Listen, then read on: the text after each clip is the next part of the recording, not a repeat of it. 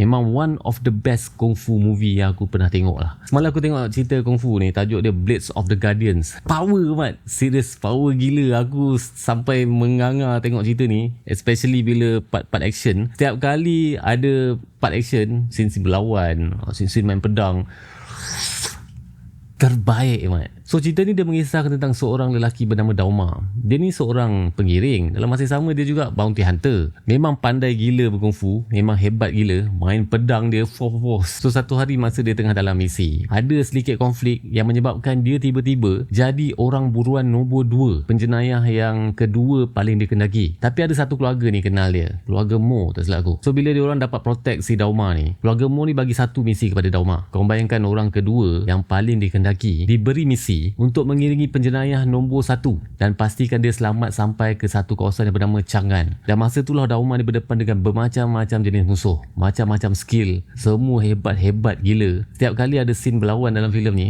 confirm korang akan menganga mat. Dia punya koreografi dia nice, lepas tu scene-scene, shot-shot dia cantik, dia punya CGI pula hai, memang best lah lain cerita ni. Especially kalau korang ingat cerita-cerita zaman kegemilangan, cerita-cerita kungfu dulu, cerita macam Wong Fei Hong punya zaman, filem kungfu lakonan Jet Li dulu masa muda. Oh zaman tu aku sampai pinjam videotape nak tengok cerita kungfu Jet Li ni. Lepas tu aku dah tinggal kan, tapi lepas tengok cerita ni memang betul-betul buat aku rasa nak tengok filem-filem kungfu balik. Memang one of the best kungfu movie yang aku pernah tengok lah. Sebab bila Dauma ni cuba nak escort orang nombor 1 tu, yang dikendaki, paling dikendaki tu, macam-macam konflik yang besar berlaku.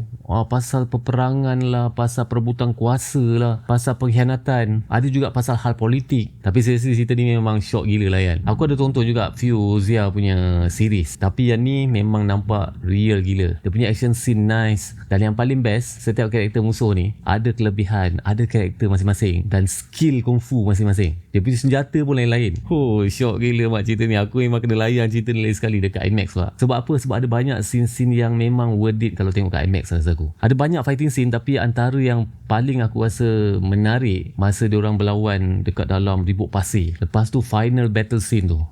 Tu ingat balik pun aku rasa macam ni memang ngam kalau layan dekat IMAX ni. So cerita Blades of the Guardians ni kalau korang nak layan, korang boleh terus pergi dekat Pawagam. Dah memang ditayangkan dekat Pawagam sekarang. Dan macam biasa rating aku untuk filem ni korang boleh tengok kat website Kotak Nyaman. Dekat sana korang pun boleh bagi review dan juga rating untuk setiap filem ataupun series yang korang dah tonton. So aku nak tanya dengan korang, adakah korang akan pergi tonton filem Blades of the Guardians ni? Ini kalau korang tak tengok, especially kau minat film action, memang rugi man. Try tengok lah.